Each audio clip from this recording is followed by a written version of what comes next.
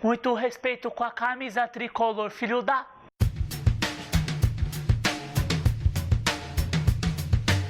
Esse é o Quarta-feira e hoje é dia de comprar tecido na 25 de março para costurar a camisa tricolor, hein? Esse é o terceiro episódio do especial que eu tô fazendo sobre as principais camisas do São Paulo, entre titulares e reservas. São 40 modelos que o Dani Campos, que tá aqui, tricolor fanático e mega colecionador, separou para que eu analisasse sobre o ponto de vista de design. Pois muito bem, sem mais delongas, vamos para elas e prepara o seu sal de frutas porque o negócio tá difícil. Número 10, 1998, Adidas, patrocínio Bombril. A camisa que marcou o retorno de Raí ao Morumbi, depois de 5 anos vivendo na França, foi utilizada no primeiro jogo da emblemática final entre São Paulo e Corinthians do Campeonato Paulista de 1998. A composição tinha a pretensão de lembrar os uniformes mais clássicos e vitoriosos da história do tricolor. Mas se a gente começar a analisar já pela gola, tem um grande problema que não tem uma definição muito clara, se ela é uma gola V ou uma gola polo. Ela ficou meio esgarçada e estranha, não dava uma modelagem ajustada ao corpo e dava uma impressão meio de que a camisa era sempre maior do que o número do jogador. O escudo reserva, que sempre foi um problema para as aplicações, especialmente quando se trata de manter a espessura original, nesse caso aqui a gente até tem que ser justo e dizer que ele foi aplicado da maneira correta, inclusive com o uso do outline de proteção. Essa linha preta aqui que dá destaque entre as listras e a estrutura do escudo em relação ao fundo. Bom, mas a gente está aqui para analisar os problemas técnicos desse uniforme. E o principal deles, para mim, logo de cara na parte frontal, tem relação com a aplicação do logo do patrocinador, duplicado, sem o menor sentido. Até porque nesse período os vínculos costumavam ser mais extensos e esse patrocinador ficou muito pouco tempo no clube, e além do que ele está brigando consigo mesmo na aplicação frontal do peito e aqui próximo do trapézio. Enfim, já começa a poluir logo de cara, considerando que o próprio uniforme já é bastante carregado originalmente com as listras verticais em vermelho, branco e preto. Mas o pior não para por aí. Na parte traseira, a aplicação do nome dos jogadores foi feita numa espécie de arco, muito semelhante com o que a Premier League faz hoje em dia. Só que a proximidade entre o nome do jogador e o patrocínio das costas criava uma sensação e uma legibilidade ruim, como se o sobrenome do jogador fosse o nome da marca. Exemplo, Denilson Bombril, como a gente está vendo por aqui. Além disso, a sequência de elementos visuais para estruturar toda essa propaganda e informações não tinha a menor harmonia entre si. Um semicírculo, um retângulo e um quadrado que mais parecia um palito para aplicação de novo do logo do patrocinador, também replicado na parte de baixo, na parte traseira, compõe uma maçaroca gráfica bastante caótica. A tipografia desse modelo tem até um desenho interessante, como a gente já comentou em alguns outros vídeos dessa série. No entanto, a aplicação em excesso dos símbolos da fornecedora de material esportivo acabavam por descaracterizar um pouco o número e até ferir essa legibilidade. Número 9, Adidas, 1997, patrocínio Data Control. Bateu na trave. Depois de um período de glórias com o Tele Santana, o clube começava a se reestruturar. O Morumbi já passava pelo processo de finalização das reformas e uma nova geração começava a despontar no clube, com Dodô, Fabiano e com o Rogério Ceni finalmente assumindo a titularidade do gol tricolor. Em relação aos uniformes, nós vivíamos uma fase de experimentação. Os tecidos sintéticos definitivamente entraram com tudo no mercado e o uniforme número 1 dessa série até caiu nas graças da torcida. E ele tinha uma modelagem até mais sofisticada e moderna, lembrando uma t-shirt, ao contrário do modelo clássico em polo que o São Paulo sempre costumou utilizar. Só que o uniforme reserva apresentava alguns problemas estruturais bem importantes. O tipo de tecido, por ser muito fino e também por ser uma nova trama que estava sendo utilizada naquele período, não permitia aplicações de sublimação. Portanto, a camisa era toda impressa. Isso era muito comum nos anos 90 e também facilitava a falsificação, gerando dúvidas nos torcedores entre o que era realmente um uniforme oficial e um uniforme Piratex. Em relação à aplicação do patrocinador Master, a gente também tem um problema. Além da área ser muito desproporcional, a placa de proteção, o retângulo de proteção que a marca utilizou ficou grosseiro. Eles poderiam ter até tentado um outline, mas também por conta desse tipo de impressão e de recurso, ficava difícil você explorar graficamente muito mais do que foi feito. Então eles poderiam de repente ter trabalhado com uma proporção menor da aplicação do patrocinador master, o que geraria uma harmonia visual um pouco melhor para a composição da peça como um todo.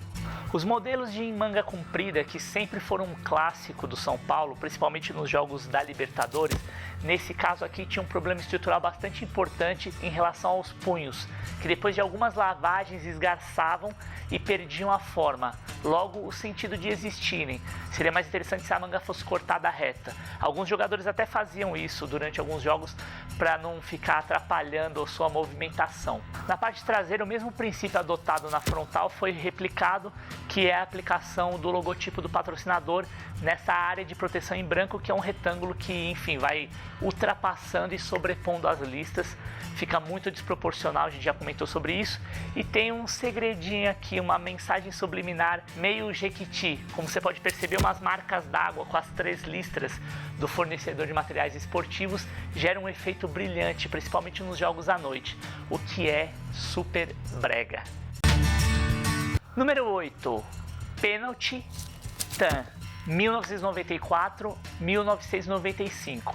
Com um tecido que era uma mescla entre algodão e sintético, ficou um teste muito estranho, principalmente numa época em que a tolerância da torcida ainda era menor do que a gente tem hoje. Como nesse período, e eu já ressaltei aqui várias vezes, nós vivíamos uma fase de experimentação têxtil, era de se esperar que a gente não atingisse a excelência que sempre foi comum dentro do São Paulo, mas o resultado ficou muito abaixo do que era esperado. As faixas verticais, que até então tinham uma identidade muito peculiar e eram mais afinadas, neste modelo foram engrossadas, não sabemos por quais razões. E isso acabou meio que descaracterizando e causando grande estranhamento por parte dos tricolores mais atentos e mais fanáticos. A tonalidade de vermelho, um símbolo de identidade são paulina, também, até por essa questão da experimentação e dos testes de pigmento, ficou longe do que a torcida estava acostumada a ver e dava um efeito meio fluor, meio brilhante, principalmente depois que você lavava. Ela perdia muito da força da tonalidade e as pessoas também reclamavam muito em relação a isso. O escudo tem até uma aplicação interessante. Posicionado entre as extremidades das faixas brancas, colocaram um outline preto para poder exatamente fazer esse destaque que eu sempre falo aqui e dar maior legibilidade em relação à padronagem de listras que estão por baixo e que compõem a identidade do uniforme. Como o uniforme é todo ele pintado, inclusive as marcas dos patrocinadores, a gente não tinha processos de sublimação, como é muito comum hoje em dia, quase que uma linha de montagem, você tinha invariavelmente o recurso da área de proteção, que são esses retângulos brancos que ocupam muito espaço e acabam meio que também descaracterizando e poluindo o uniforme. Aí não tem muito jeito, mesmo quando você trabalha com outline, pelo tecido ser um pouco transparente, você não consegue às vezes garantir a legibilidade, então é melhor não arriscar. E essa acaba sendo uma solução simplória, mas a mais factível ou a mais adequada para esse tipo de situação. A parte traseira da camisa talvez seja mais problemática, né, com a aplicação desproporcional e usando de novo essa área de proteção do logo do patrocinador. Enfim, acho que teria que ter um pouquinho mais de bom senso e reduzir isso significativamente para não afetar tanto a estética do uniforme, né, e também questões de legibilidade. Em relação à tipografia, embora a forma seja um clássico e esteja no inconsciente coletivo tricolor, os são paulinos gostem muito desse desenho porque remete às glórias do passado, obviamente um passado recente até então, e o símbolo do escudo do São Paulo, que é mais reto, né, mais racionalista. Nesse caso aqui, até para marcar o período, a fornecedora meio que mudou a proposta e aplicou em vermelho, sendo que ele vinha sendo aplicado em preto. Eu acredito que em preto dá mais legibilidade, ficaria melhor, mas enfim, o vermelho também acabou virando uma identidade específica dessa era, dessa série, e ficou meio que instaurada como um padrão até nos dias de hoje. Mas a pior parte dessa camisa, o pior componente, sem dúvida alguma, é quando ela era lavada mais de 3 vezes. O tom de preto virava meio que um marrom e ficava horrível. Você pode ver hoje em dia, mesmo nas arquibancadas, tem muita gente que quando vai ao Morumbi, muito São Paulino que quando vai ao Morumbi, você vai ver essa camisa clássica e ela tá totalmente marrom. De preto ali não restou absolutamente nada. Número 7, 1999, Adidas, patrocínio Tírio. Ódio eterno ao futebol moderno. Tá certo que essa frase não existia naquele período, né? É algo recente dos torcedores que são mais tradicionalistas em relação à demanda de mudanças que o mundo moderno pede para o futebol mais profissional e físico do que a gente vivia naquela época. Mas essa frase, de alguma maneira, sintetiza a reação da maioria dos tricolores para as aplicações polêmicas do patrocinador que vinha direto da Itália. Essa questão da identidade de cor talvez seja uma das mais emblemáticas quando a gente fala de futebol. Inclusive, merece um programa especial só sobre isso, que eu vou fazer mais pra frente. Mas especificamente nesse caso, e é claro, o São Paulo tem entre seus principais rivais o Palmeiras, que é verde. E a Tírio, marca de laticínios italiana, tinha dentro do seu branding, entre outras coisas, a aplicação e uso identitário da cor verde. E é óbvio que essa aplicação em verde no uniforme do São Paulo causou uma grita generalizada, principalmente entre os torcedores mais ferrenhos e que tinham o Palmeiras naquele período como principal rival. Por sorte, naquela época nós não tínhamos as redes sociais tão poderosas como são hoje em dia. Nem o Orkut, a internet ainda engatinhava. Sites institucionais eram coisas raras, então obviamente que para você conseguir estabelecer uma comunicação e um movimento organizado como se faz hoje em dia, era praticamente impossível, só se você mandasse a carta, que nem você fazia quando enviava para a Xuxa, ainda nos anos 80.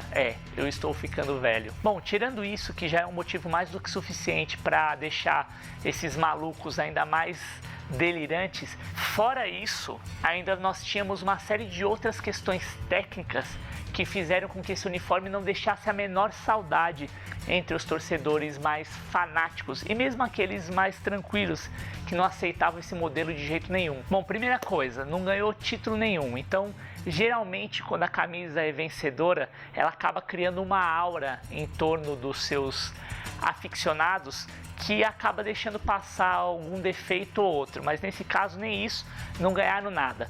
O escudo, a aplicação do escudo, que geralmente é menor na camisa reserva, nesse caso aqui foi aplicado desproporcionalmente, gigante, e ainda por cima sem o contorno original com outline extremamente fino e que descaracterizou a identidade do time. Muito provavelmente, isso não é uma prova, mas uma especulação, criaram apenas um modelo de badge, apenas um modelo de escudo, que era aplicado tanto no uniforme número 1 quanto no uniforme número 2. Isso obviamente diminui o impacto de custo de produção, mas também descaracteriza o que seriam dois símbolos relativamente distintos, uma vez que, como eu já falei aqui e ressaltei, a aplicação na camisa número 2 é pelo menos 20% menor do que a aplicada na camisa número 1, por razões óbvias. Na parte traseira, sem grandes novidades, em cima de tudo isso que a gente vem falando aqui desde o começo do vídeo, a ressaltar a identidade visual utilizada para a tipografia, que era interessante, mas devido às aplicações das três listras, ficavam descaracterizadas e até com problemas de legibilidade. Enfim, poderia ser uma fonte marcante, mas pelo excesso de aplicações de logo, perdeu um pouco e não deixou saudades entre a coletividade são paulina. Número 6. 2006, Reebok, patrocínio LG. Essa indefinição do modelo da gola entre gola V e essa gola com a lapela um pouco mais alargada já é um modelo que deixa caracterizado como um modelo muito pouco feliz. As mangas da camisa tinham aplicação desse patch em celebração aos 50 anos da Copa Libertadores da América.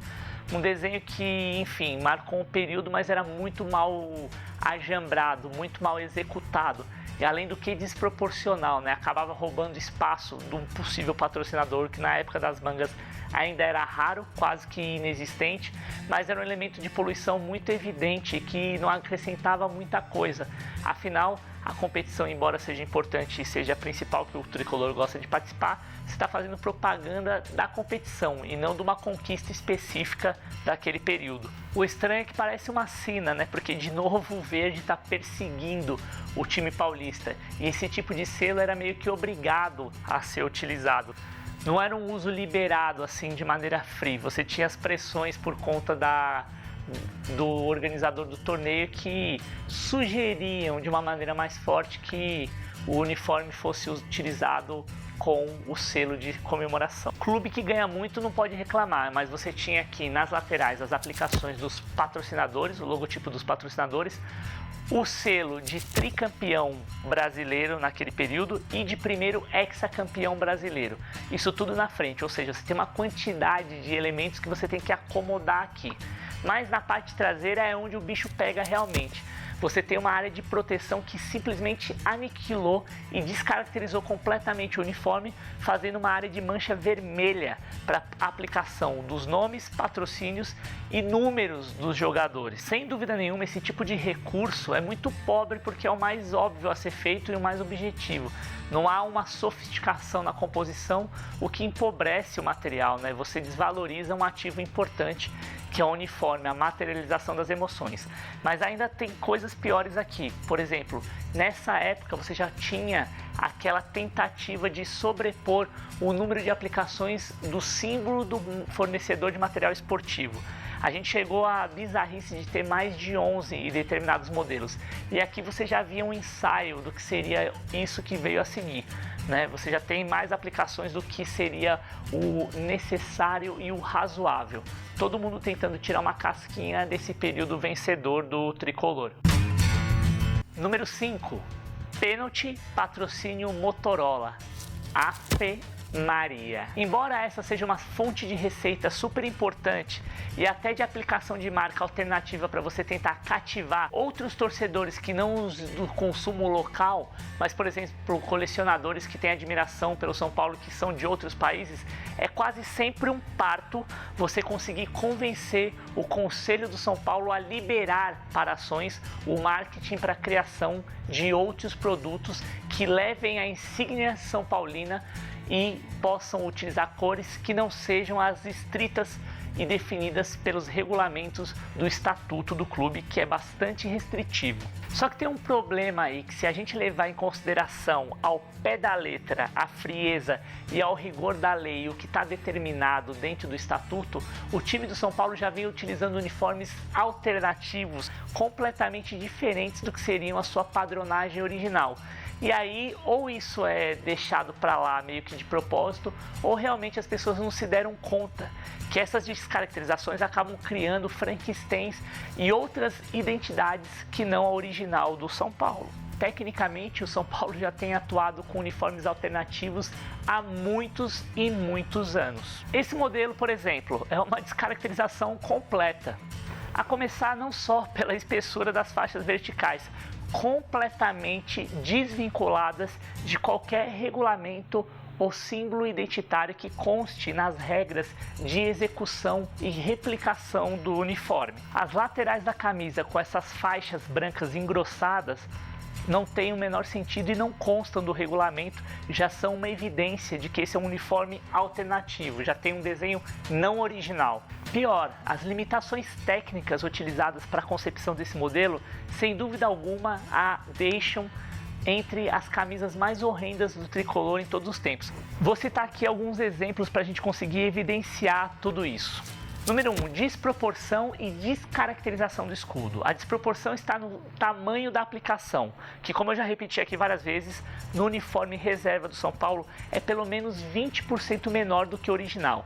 Aqui, talvez de novo por essa questão econômica, eles aplicam de forma gigantesca e com outline extremamente fino, não respeitando o desenho original do escudo, e isso é aplicado até hoje. Número 2, área de proteção para aplicação das marcas dos patrocinadores. A coisa ficou tão bizarra usando essa área de proteção ponta a ponta entre as listras brancas, forma praticamente uma letra H, horrível e desproporcional. E claramente demonstra a falta de recurso estético, né, e técnico, conceitual para você conseguir conferir a identidade necessária para esse tipo de modelo. A mesma premissa foi adotada na parte traseira da camisa, como você pode ver por aqui. O conjunto contendo o nome do jogador, a marca do patrocinador master e essa caixa quadrada com o número de identificação da camisa, vistos de longe parece a estilização do que seria uma barraquinha de feira ou essas barraquinhas de camelô, só que com desenho de vista frontal. Número 4, 2013, pênalti, patrocínio da Semp. Dá para cravar, sem medo de parecer leviano, que definitivamente esses últimos anos em que a fornecedora brasileira de materiais esportivos passou pelo tricolor não foram nada, mas nada felizes. Foram poucas as vezes nesse período recente em que eles conseguiram realmente acertar a mão e deixar os seus torcedores satisfeitos. E uma das razões mais evidentes está nesse modelo aqui. Esse modelo, por exemplo, é muito difícil de entender como é que ele passou pelo crivo dos guardiões do Santo Graal São Paulino, porque ele não é nem um uniforme reserva e nem um terceiro uniforme. É uma descaracterização completa.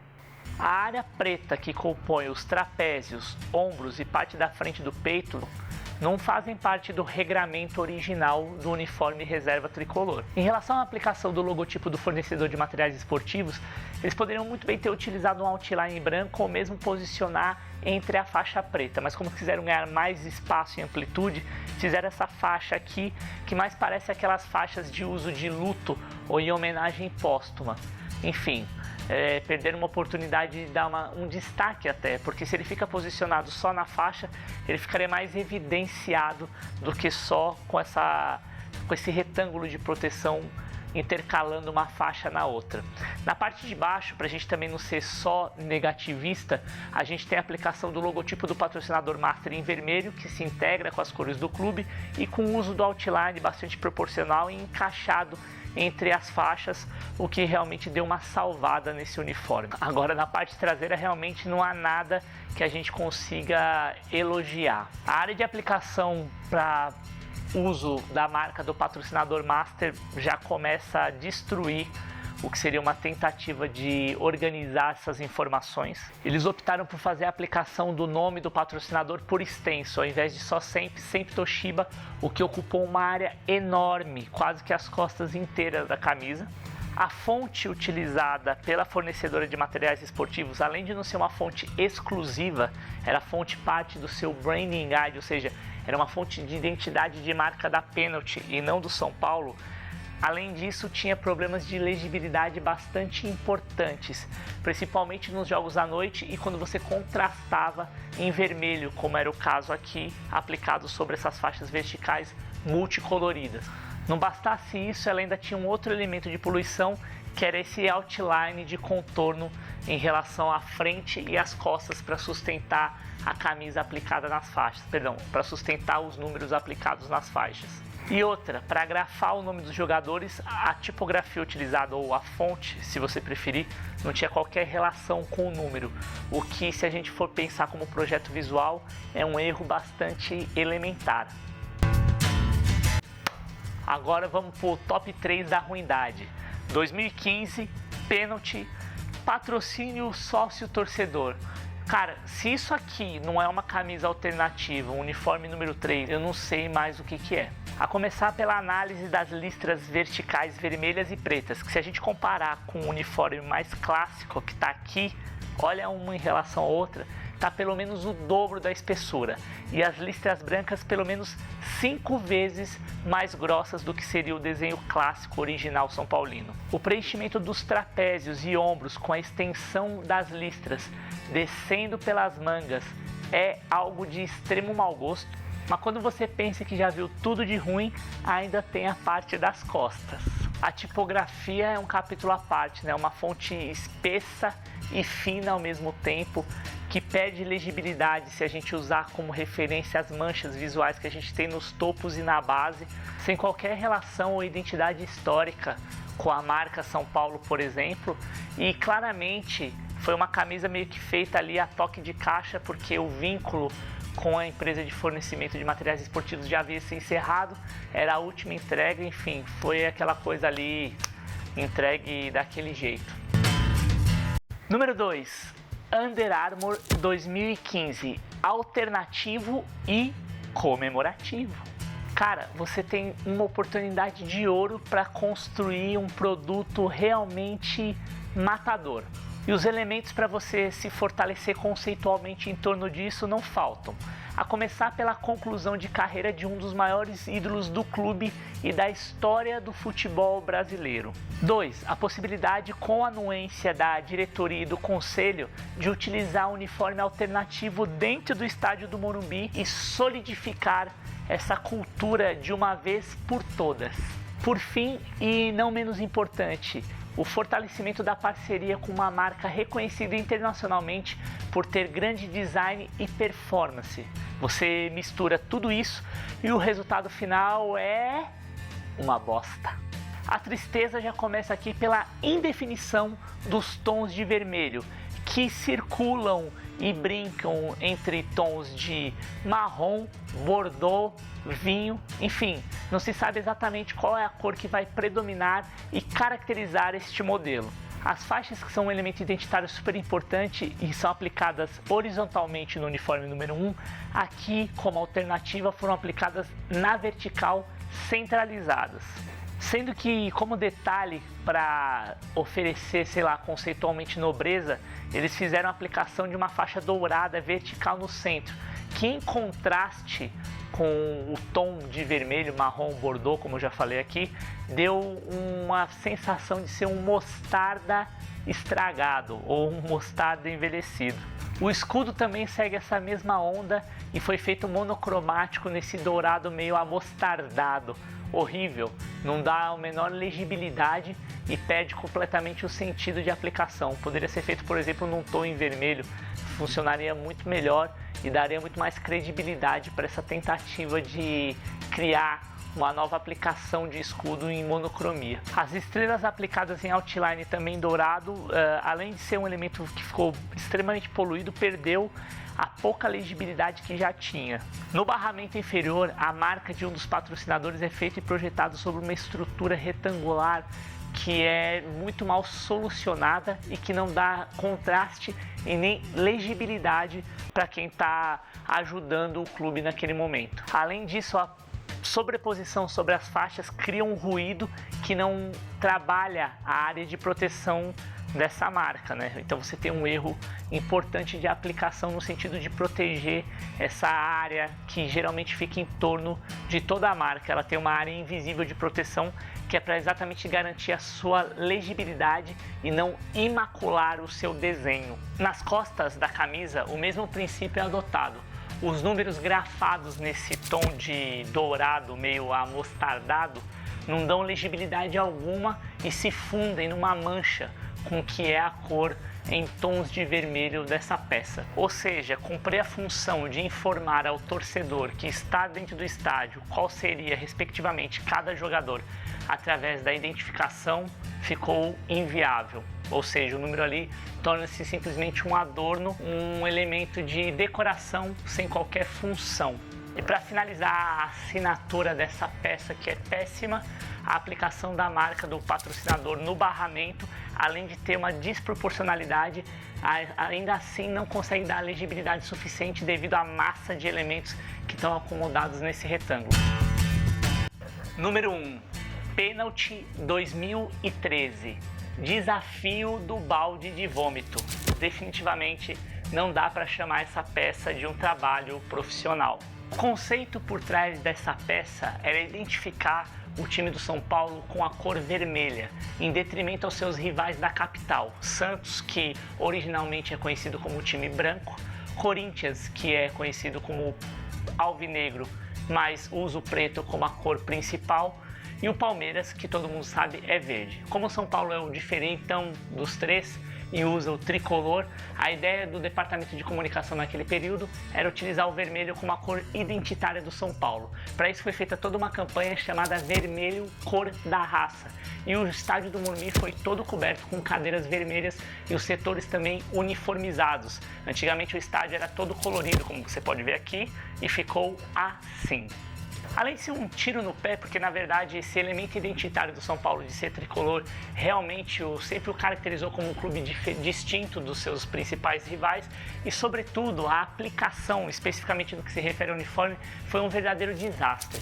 Ao invés de trabalhar um tom vermelho que fosse semelhante ao que é utilizado tanto no uniforme número 1 quanto no uniforme número 2, criaram um terceiro tom que não tinha relação direta com nenhuma dessas cores e o pior, era como se tivessem jogado um balde de tinta vermelha no uniforme número 1, porque as faixas permaneciam e o símbolo também e os logos foram lavados, ou seja, nenhum critério básico e elementar de design trabalhando monocromia foi aplicado.